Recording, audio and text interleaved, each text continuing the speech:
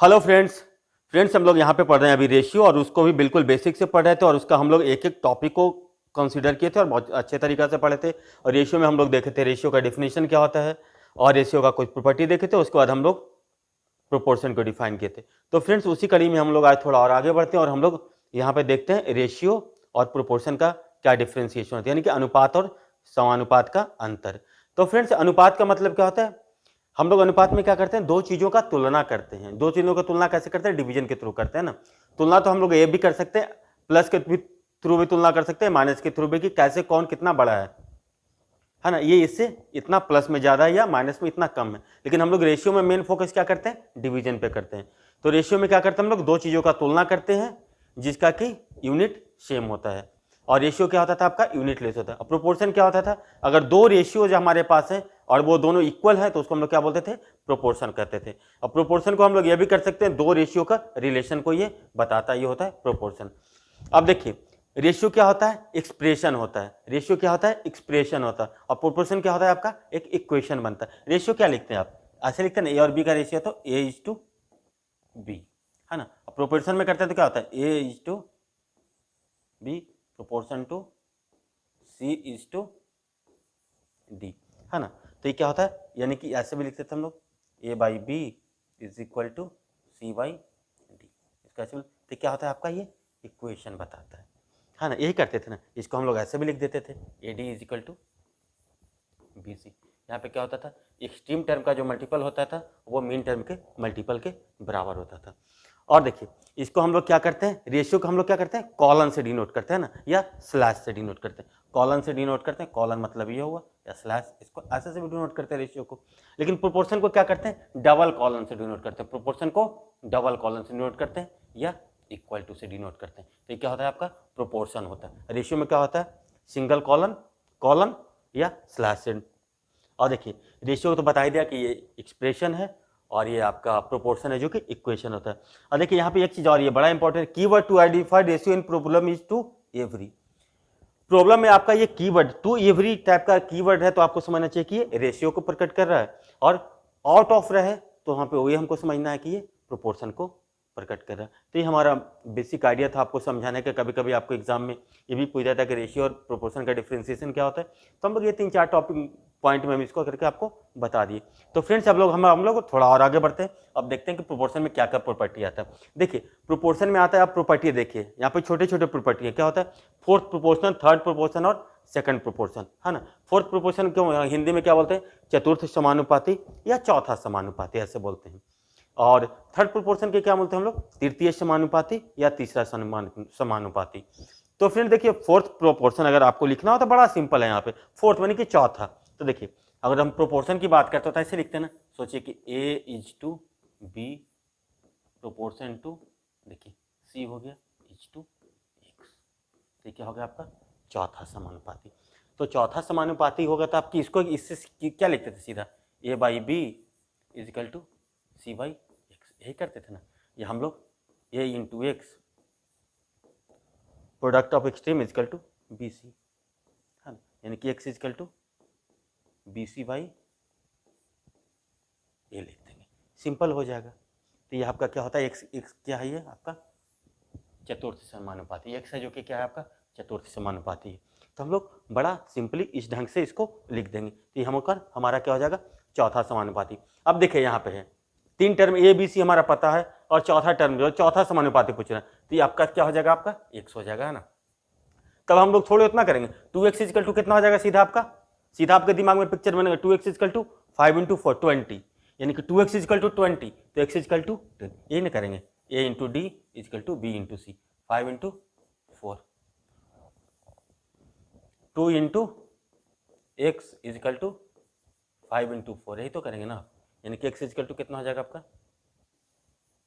5 चौके 20 बाई 2, यानी कि 10। ये क्या हो जाएगा, इसका चतुर्थ समानुपाती कितना हो जाएगा आपका 10 हो जाएगा। अब देखिए यहाँ पे एक प्रॉब्लम ये आपका दिया हुआ है, एक प्रॉब्लम आपका क्या दिया हुआ है, ये दिया हुआ है, यहाँ पे क्या कर रही है, find the fourth proportion of P square minus P Q plus Q square, P Q plus Q Q और एंड पी माइनस क्यू। तो क्या हो गया आपका, ये ए है, ये क्या है आपका ए हो गया आपका, ये बी है, सी है, और हमारा एक्स निकालना है। तो क्या करते थे, simple, A into X is equal to B into C, यानी कि X is equal to B into C by A. X is equal to क्या हो जाएगा आपका, B into C by A. सारा ये आपका माइंड में होना चाहिए। अब देखिए एक्स इजकल टू, देखिए क्या हो जाएगा आपका, बी के बदले आपका क्या आ रहा है यहाँ पे, तो देखिए ऐसे लिखेंगे, P Q plus Q Q into P minus Q upon P square minus P Q plus Q square. अब देखिए पी क्यू प्लस क्यू का होल, क्यू का क्यू इसको क्या लिखते हैं हम लोग, A Q plus B Q को क्या लिखते हैं, A plus B into A square minus A B plus B square. इसको हम लोग थोड़ा सा और ब्रेक कर देते हैं, क्या लिखेंगे इसको, P plus Q into P square minus P Q plus Q square into P minus Q upon P square minus P Q plus Q square. देखिए ये कैंसिल आउट हो गया। अब क्या बना, P plus Q into P minus Q, इसको हम लोग क्या लिखेंगे, P square minus Q square. ये आपका हो गया चतुर्थ समानुपाती। तो फ्रेंड्स अब देखिए हमारा क्या था, थर्ड प्रोपोर्शन। थर्ड प्रोपोर्शन कह रहा है तो बड़ा इसको सिंपल तरीका से हम लोग सोचेंगे, है ना। इसको हम लोग थर्ड प्रोपोर्शन देखे तो हम लोग इसको देखिए थोड़ा सा मिटा देते हैं आपको, और थर्ड प्रोपोर्शन आपको समझाता है कि थर्ड प्रोपोर्शन लिखना होगा तो आप कैसे एक बार में सोच सकते हैं जब आपके दिमाग में कोई बात है ना चले।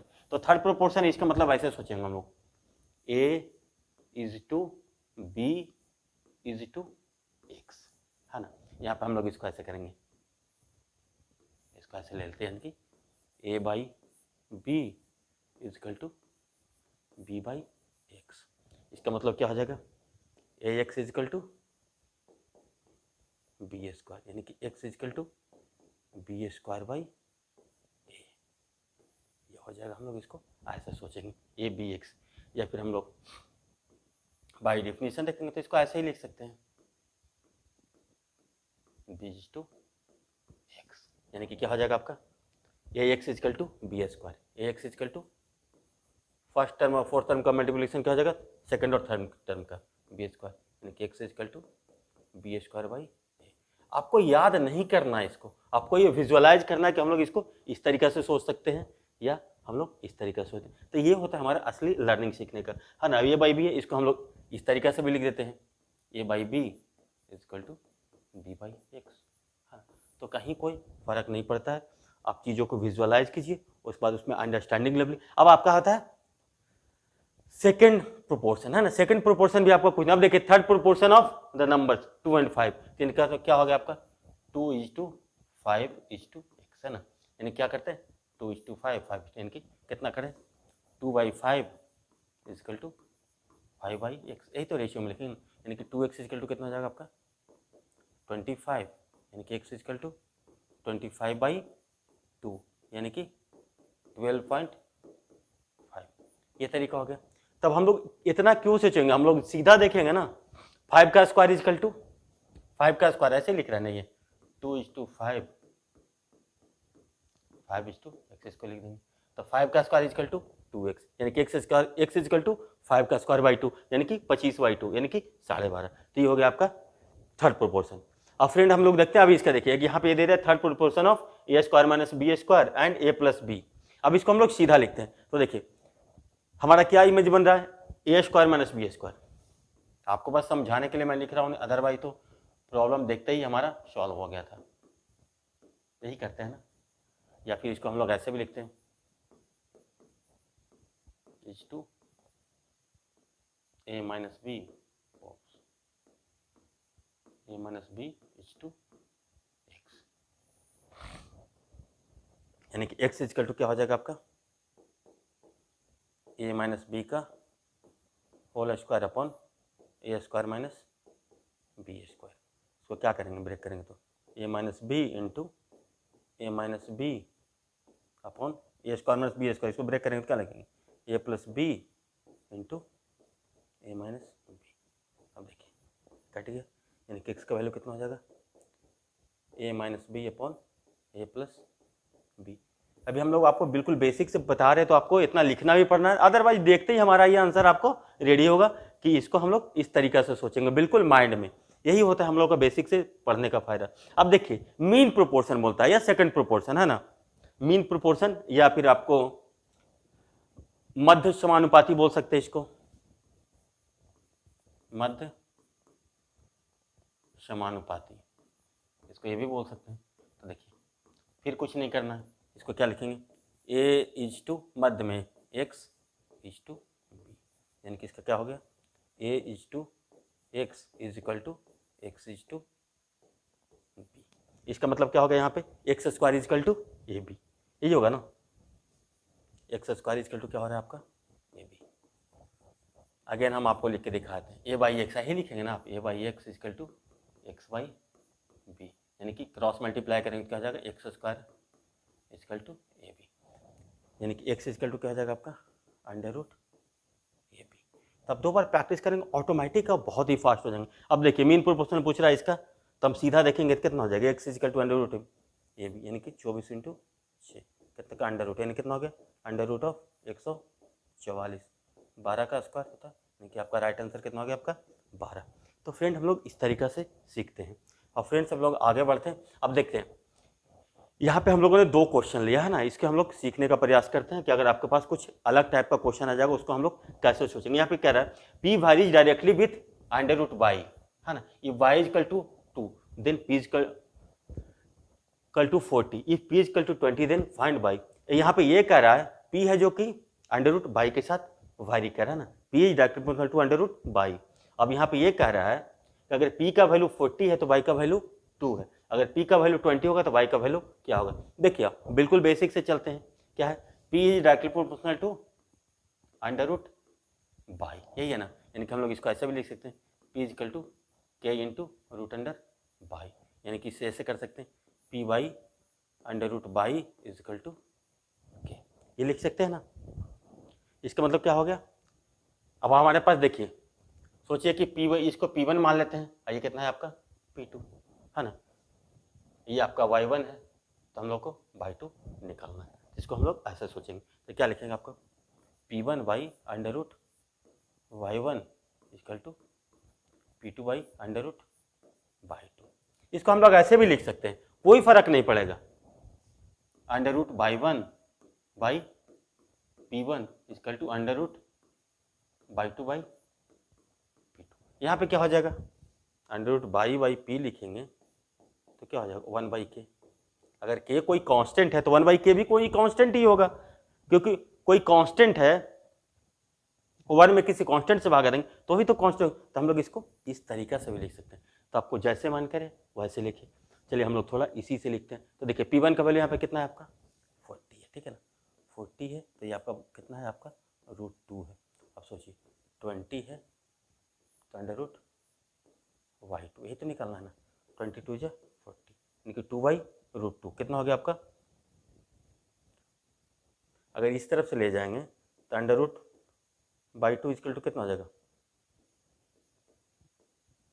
1 बाई रूट 2, अगर दोनों तरफ स्क्वायर कर देते हैं तो बाई 2 का वैल्यू कितना हो जाएगा 1 बाई रूट 2 का स्क्वायर, यानी कि हाफ।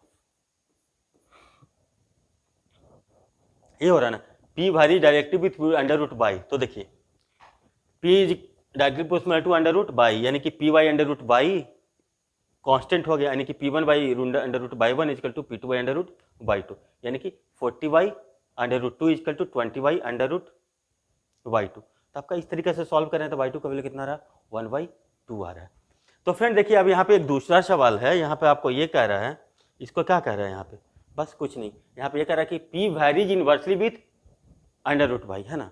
तो अब देखिए P बोला कि वैरीज विथ इनवर्सली, यानी क्या हो रहा है P is directly proportional to under root Y, ठीक है, यानी कैसे भी लिख सकते हैं इसको P इज इक्वल टू के वाई रूट वाई, यानी कि इसको ऐसे भी लिख सकते हैं आप P into root Y is equal to K, यार के क्या है आपका कांस्टेंट है।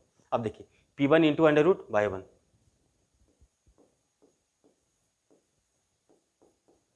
P2 into under root Y 2, देखिए P1 का वैल्यू कितना दिया हुआ है, अगेन दिया हुआ है 40, है ना, 40 इंटू रूट 2, ठीक है। Is equal to 20 into root by two, यानी कि रूट बाई टू का वैल्यू कितना हो जाएगा आपका 2 रूट 2, यानी कि बाई टू करेंगे तो क्या हो जाएगा आपका 2 रूट 2 का स्क्वायर, 2 दूना 4 दूना 8, यानी कि बाई टू का वैल्यू कितना हो जाएगा आपका 8। तो देखिए 8 कहीं हो सकता है कि मिस प्रिंट कर देगा, तो ये आपका राइट आंसर हो जाएगा। तो फ्रेंड्स इस तरीके से हम लोग चीज़ों को सोचते हैं और आगे बढ़ते हैं। तो फ्रेंड्स देखिए यहाँ पे हम लोग कुछ इंपॉर्टेंट रिजल्ट है ना, उसके बारे में हम लोग डिस्कस करते हैं। यहाँ पे क्या है, A by B is equal to, अगर सी बाई डी है तो इसको हम लोग ऐसे भी लिख सकते हैं, A plus B by B is equal to C plus D by D. इसको हम लोग कंपोनेंडो बोलते हैं या युगानुपात बोलते हैं, योग अनुपात बोलते हैं। इसको हम लोग इस तरीके से लिखते हैं, A minus B upon B is equal to C minus D by D. इसको हम लोग डिविडेंडो बोलते हैं या अंतरानुपात बोलते हैं। अब दोनों को डिवाइड कर देते हैं एक दूसरे से, तो हमारा आता है A plus B upon A minus B is equal to C plus D upon C minus D. इसको हम लोग ऐसे भी लिख सकते हैं, ए माइनस बी अपॉन इसको हम लोग ऐसे भी लिख सकते हैं, A minus B upon A plus B is equal to C minus D upon C plus D. इसको ऐसे भी हम लोग लिख सकते हैं, कोई फर्क आपका नहीं पड़ेगा। अब देखिए friends, A by B is equal to C by D है ना, तो इसको हम लोग एक रिजल्ट ऐसे भी लिख सकते हैं, B by A is equal to C by D, है ना। इसको हम लोग बोल सकते हैं इनवर्स रेशियो, इनवर्स, है ना। इसको हम लोग ऐसे भी लिख सकते हैं, या इसको हम लोग ऐसे भी लिख सकते हैं, A by C is equal to B by D, है ना। इसको बोलते हैं अल्टरनेट रेशियो, या हम लोग इसको बोलते हैं एकांतर। तो इस तरीके से हम लोग इसको ऐसे भी लिख सकते हैं, A by C is equal to B by D लिख सकते हैं इसको, या B by A is equal to C by D. अब हम लोग चलिए इंपॉर्टेंट रिजल्ट है, वो जो कंपोनेंडो का रिजल्ट है उसको हम लोग कैसे डिराइव करते हैं। तो देखिए बड़ा सिंपल, हम लोग को कुछ नहीं करना, जो बोल रहा है उसको हम लोग लिखते हैं। इसको हम लोग ऐसे भी लिखते हैं, A by B is equal to C by D, है ना, यही है ना। अगर हम लोग दोनों तरफ एक जोड़ दें तो कोई फर्क पड़ेगा नहीं, पड़ेगा ना, एक जोड़ देते हैं। अब देखिए इसको लिखते हैं, क्या लिखेंगे आप, इसका एलसीएम क्या हो गया, बी हो गया,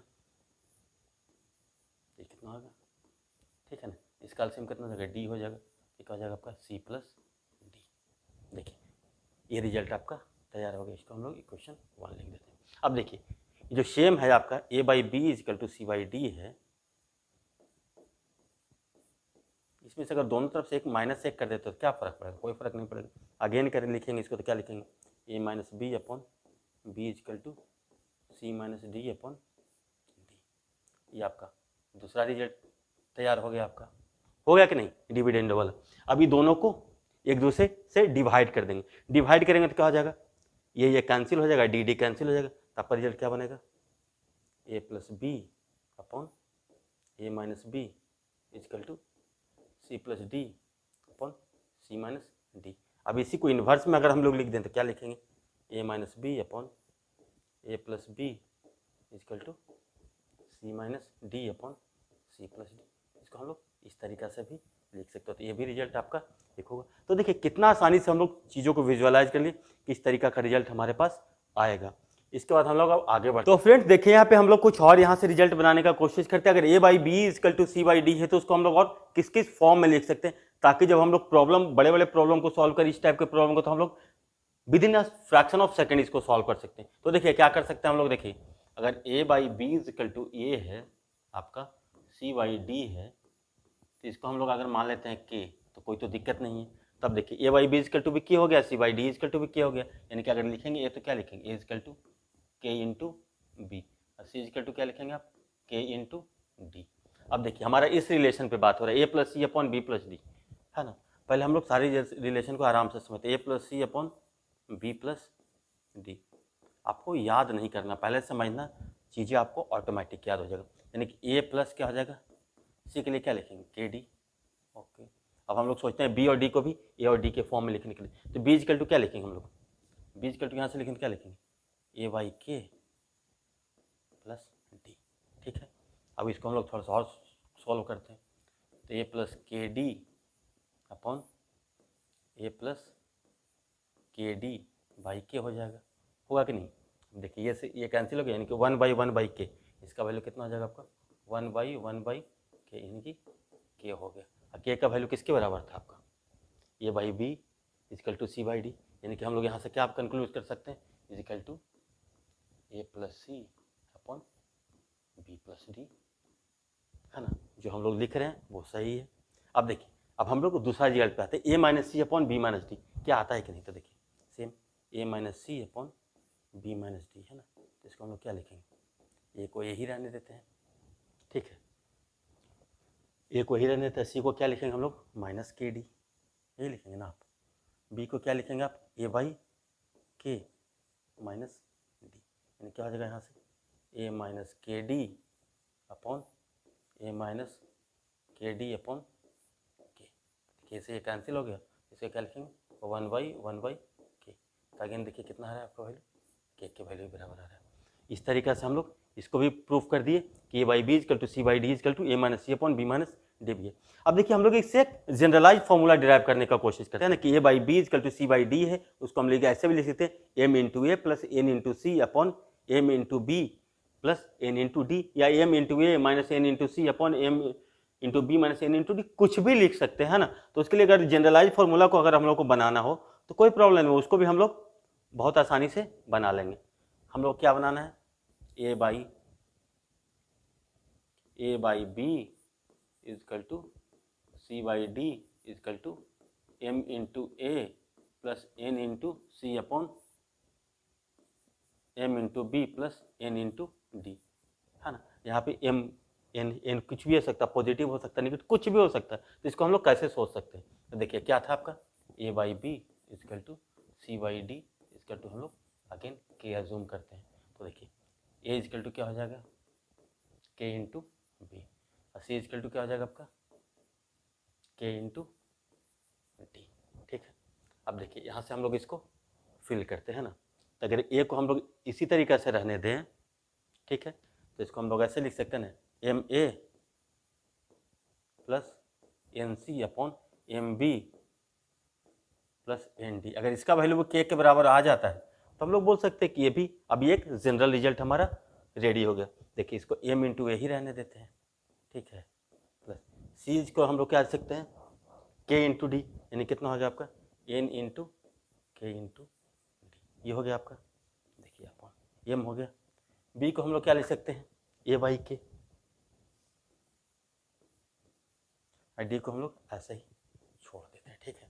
अब देखिए इसको भी हम लोग लिखें तो क्या लिखेंगे M A plus N K D upon M A plus N K D upon K, देखिए इससे ये कैंसिल हो गया, कितना हो गया अगेन 1/1 के, यानी क्या हो जाएगा आपका के बराबर। इसका मतलब ये कर सकते हैं। इसी तरह से हम लोग इसको ऐसे भी सोच सकते हैं M A minus N C upon M B minus N D is equal to A by B is equal to आपका सी बाई डी है। तो हम लोग इससे आप कुछ भी सोच सकते हैं और बहुत आसानी से आपको समझ में आ गया होगा।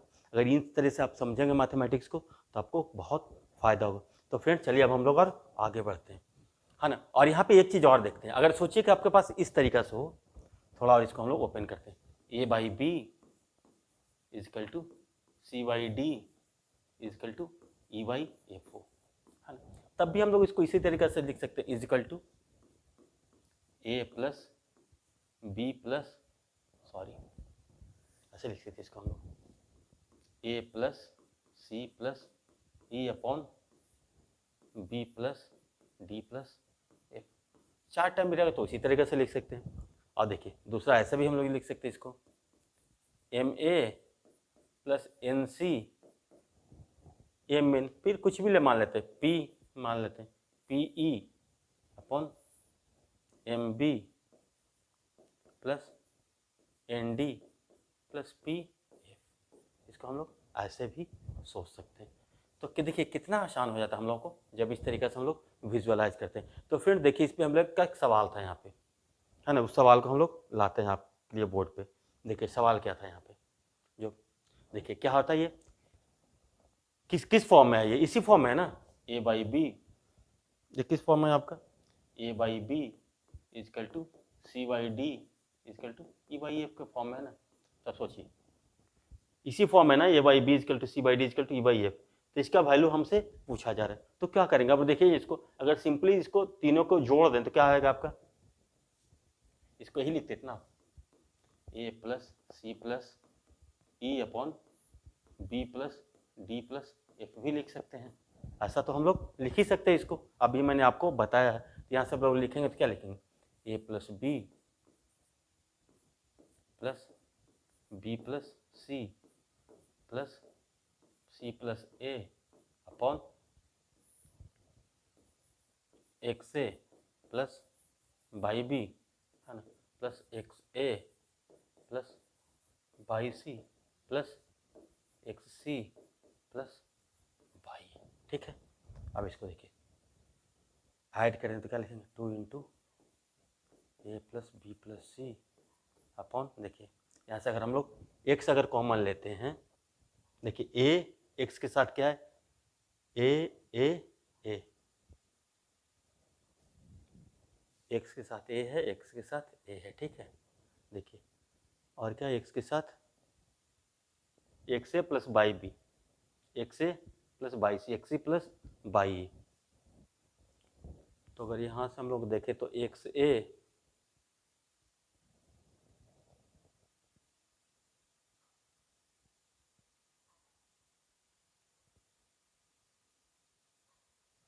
यहाँ पे आपका कुछ गलती होगी, एक्स बी होगा यहाँ पे। ठीक है, एक्स बी प्लस बाई सी, ठीक है ना, तो एक्स बी देखिए, तो यहाँ से क्या हो जाएगा, ए प्लस बी प्लस सी, यानी कैसे भी लिख सकते हैं, x A plus B plus सी, ठीक है, प्लस बाई कॉमन लेंगे तो कितना हो जाएगा आपका, ए प्लस बी प्लस सी।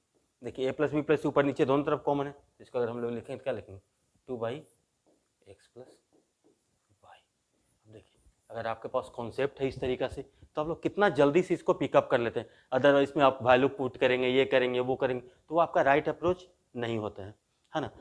और देखिए यहाँ पे एक ये कंडीशन ये भी दिया हुआ था कि A plus B plus C is equal to not equal to zero. देखिए जैसे ही अगर A plus B plus C is equal to zero होता तो क्या होता है, ये डिफाइन ही नहीं होता ना, क्योंकि क्या हो जाता है नीचे में क्या होता है जीरो, नीचे में अगर कोई भी चीज़ जीरो हो तो क्या होगा, वो इन्फिनिटी होगा। तो इस तरीके से साफ ही यहाँ पे क्वेश्चन में दे दिया कि A plus B plus C is not equal to zero, तो ये और X plus Y is not equal to zero, ये भी कर दिया ना। इसको देखिए अगर ऐसे लिखेंगे तो क्या लिख सकते हैं, 2 into A plus B plus C upon, इसको क्या लिखेंगे, A plus B plus C into X plus Y. तो ये कह रहा है ना तो X plus Y is equal to zero है, ना ही A plus B plus C is equal to zero है। अदरवाइज क्या होगा, ये फंक्शन डिफाइन ही नहीं होगा। तो इस तरीके से हम लोग कितना आसानी से सोच लेते हैं इसको।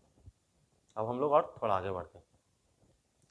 तो फ्रेंड्स यहाँ पे देखिए ये क्वेश्चन आपका कह रहा है इस तरीके से आपका दिया हुआ है, the sum of two number is C and their quotient is P Y Q, then find the number. तो सोचिए कि आपके नंबर है, आपके पास एक्स और वाई नंबर है, ठीक है ना। तो X plus Y is equal to क्या लिखा हुआ है, नंबर अगर हम लोग एज्यूम करते हैं X plus Y is equal to क्या लिया है आपका, सी है। और एक चीज़ और दिया हुआ X Y Y is equal to value कितना दिया है आपका, पी वाई क्यू के बराबर दिया हुआ है ना। इसको हम लोग बहुत तरीका से सॉल्व कर सकते हैं। चाहे तो अब X is equal to by minus C put करेंगे, उससे सॉल्व करेंगे। एक और तरीका इससे हम देखते हैं, क्या करते हैं, दोनों तरफ अगर हम लोग एक ऐड कर दें तो क्या हो जाएगा, X Y by plus one is equal to P Y Q plus one.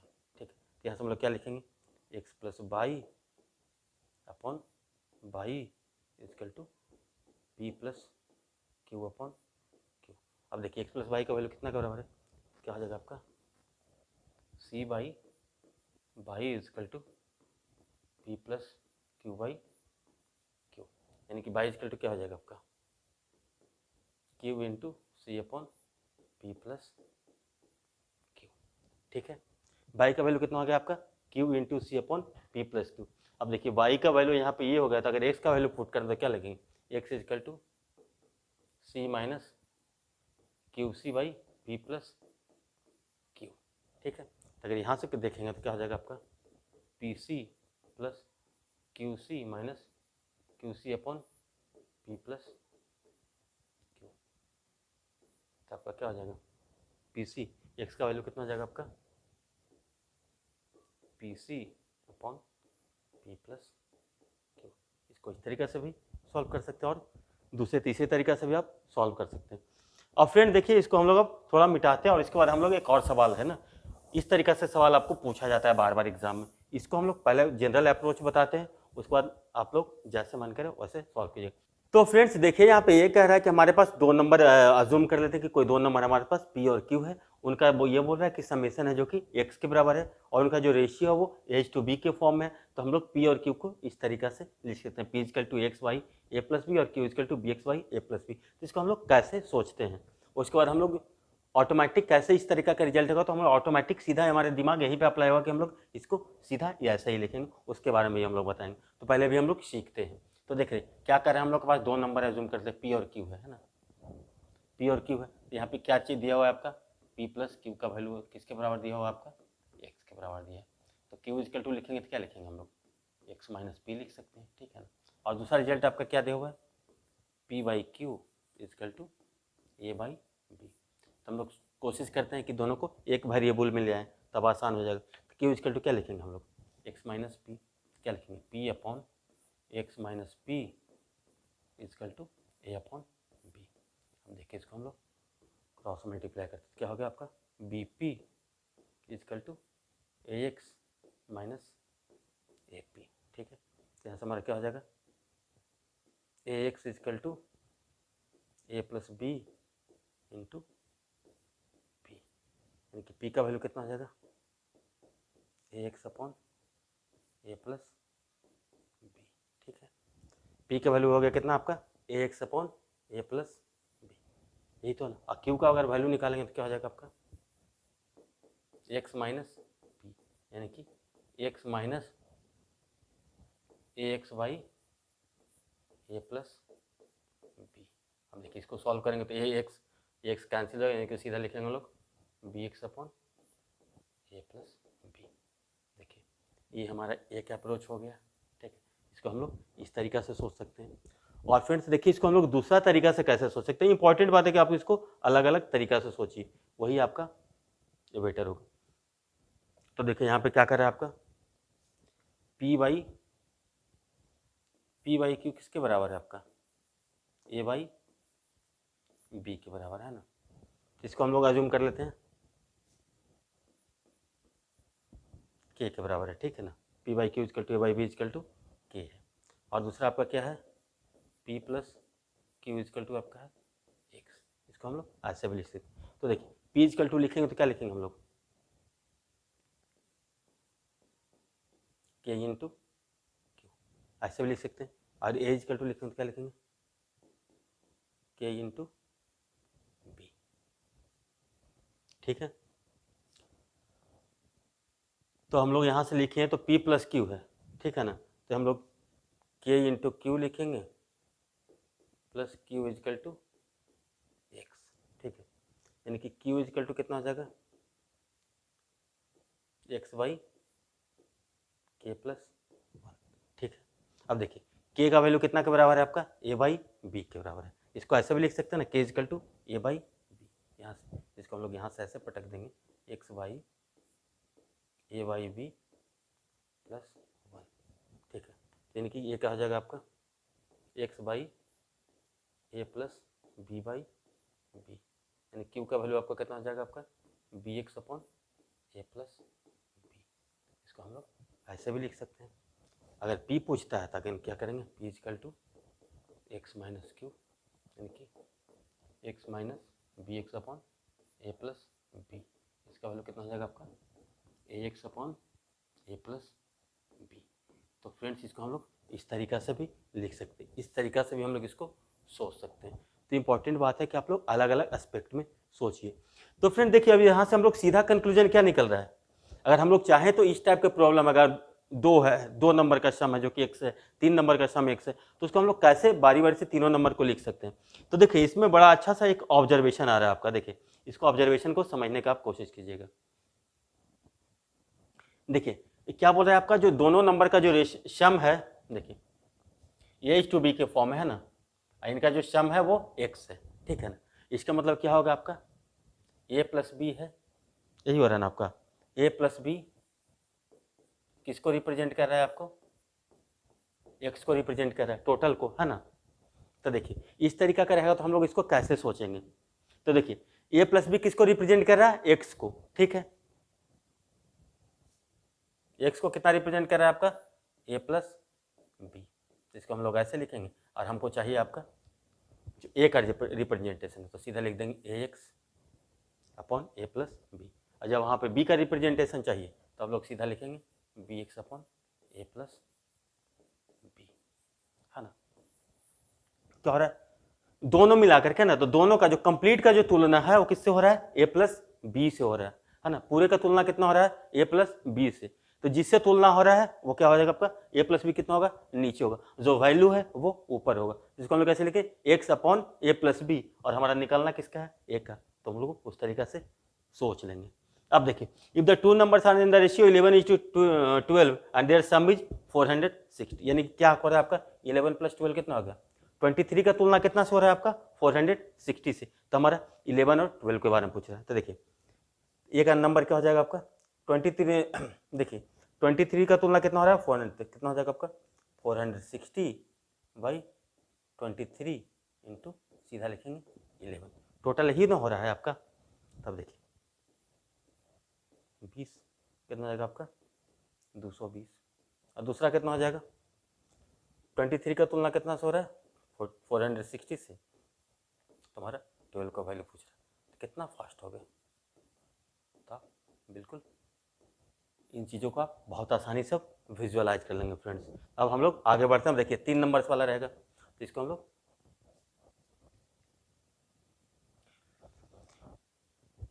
तो फ्रेंड देखिए यहाँ पे आप 3 नंबर वाला आ गया ना, यहाँ पे क्या कर रहा है, 3 numbers are in the ratio A:B:C and their sum is x, then the number will be, देखिए सम कितना है इसका, x है, तो x के लिए क्या चाहिए आपको, a प्लस बी है, प्लस c कितना को रिप्रेजेंट कर रहा है, x, तो हमारा a का वैल्यू चाहिए ना, तो एक हो जाएगा a into X upon A plus B plus C, दूसरा कितना हो जाएगा x कितना के लिए, a plus B plus C, इसका चाहिए b हो जाएगा, b का अगर वैल्यू पूछा था इस तरीके से तुलना में, तीसरा क्या हो जाएगा सी x upon A plus B plus C, otherwise आपको जो पहले जैसे डिराइव किए थे उसको उस तरीके से आप डिराइव करके देखिए, आपका राइट आंसर यही है। तो इस तरीके से हम लोग बहुत बेसिक से पढ़ते हैं और चीज़ों को कोरिलेट करके पढ़ते हैं, तो हम लोग बहुत आसानी से कंपेयर करते हैं। अब देखिए if 3 numbers are in the ratio 3:4:8 their sum is 1950, अब देखिए सम का बात कर रहा है ना, इसका मतलब क्या है,